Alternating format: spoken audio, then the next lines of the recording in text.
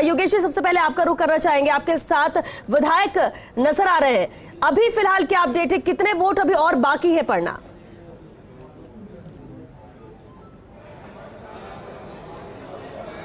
देखिए 160 के लगभग वोट पड़ चुके हैं श्वेता। अब तक जो अंदर से इनपुट आ रहा है 160 के लगभग वोट पड़ चुके हैं। और जो सबसे बड़ी जो खबर जो सबसे पहले फर्स्ट इंडिया ने बताई, आप सबको पता है कि किस तरह उस एक वोट जो कहा जा सकता है कि जिसको लेकर कांग्रेस कह रही कि वो खारिज नहीं होना चाहिए, वो क्रॉस हुआ था और वो वोट प्रमोद तिवारी को पड़ा था। हमारे साथ इंद्राज गुजर है, कांग्रेस पार्टी के विधायक। आप देख सकते हैं कि एक जोश नज़र आ रहा है इनके चेहरे पर। इंदिरा जी, एक वोट खारिज होने की बात आई है सामने, लेकिन कांग्रेस का कह रहा है कि वो वोट प्रमोद तिवारी के पक्ष में पड़ा है, तो क्रॉस वोट माना जाए, खारिज नहीं माना जाए। आप क्या कहें? नहीं, वो तो क्रॉस वोट ही माना जाएगा। जब वोट प्रमोद तिवारी जी को दिया है तो क्रॉस वोट ही माना जाएगा। और निश्चित रूप से तीनों सीटें कांग्रेस पार्टी जीत रही है, इसमें कोई किसी प्रकार की कोई शंका नहीं है। बीजेपी इधर सेंध लगाने की कोशिश कर रही थी, सेंध उनके खुद के परिवार में लग चुकी है और तीनों सीटें कांग्रेस पार्टी भारी बहुमत के साथ जीत रही है। क्या संदेश इंदिरा जी इससे जा रहा है? पूरा कांग्रेस का कुनबा एक दिखा और सबसे बड़ी बात है, कितनी दुर्लभ तस्वीर है कि सरदार शहर विधायक भवनलाल शर्मा, उनकी तबीयत ठीक नहीं है, वो वोट डालने हैं। बाबूलाल बैरवा, उनकी तबीयत ठीक नहीं है, वो वोट डाले हैं। तो एक लोकतंत्र के इस महापर्व को लेकर क्या कहेंगे? देखिए, लोकतंत्र के इस महापर्व में वोट डालने का सबको अधिकार है, वोट डालना भी चाहिए।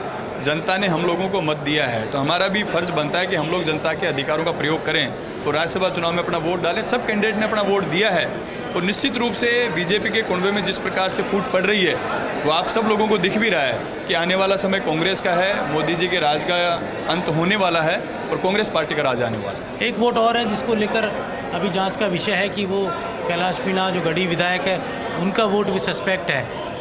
तो उसको लेकर भी बात आ रही कि वो भी कांग्रेस ने मांग की कि वो वोट खारिज किया जाए। देखिए, जैसा मैं भी उस समय थोड़ा बाहर था तो मैंने जैसा सुना कि उसने सबको दिखा करके जिस तरीके से वोट दिया जो कि खारिज के योग्य है, उस पर अभी चल रहा है मामला। शायद हो सकता है वो वोट भी इनका खारिज हो। जी, सबसे बड़ी बात है, क्या संदेश इस राज्यसभा में कांग्रेस की जीत से जाएगा? क्योंकि पूरे देश की नज़रें इस चुनाव पर टिकी है।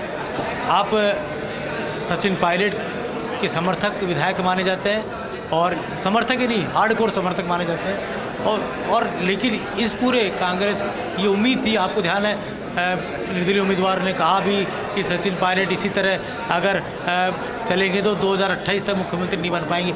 आप क्या सोचते हैं? सचिन पायलट ने अपने ट्वीट से उस बात का जवाब भी दिया, लेकिन एक पूरा गहलोत कैंप हो, चाहे पायलट कैंप हो या कांग्रेस पूरी की बात करें, तीनों उम्मीदवार दिल्ली से आए थे, लेकिन आप सबकी एकजुटता दिखी।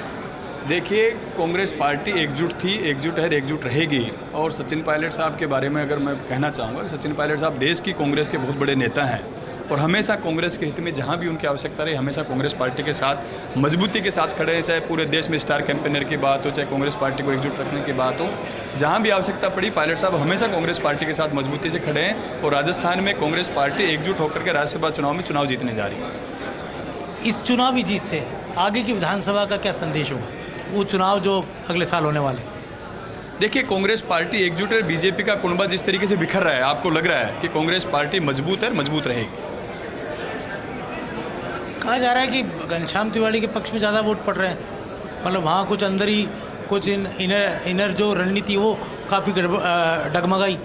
देखिए, इनके पास पहले भी बहुमत नहीं था, सुभाष चंद्रा जी के पास पहले भी बहुमत नहीं था। ये तोड़फोड़ की राजनीति करना चाहते थे जिसमें ये लोग असफल रहे हैं।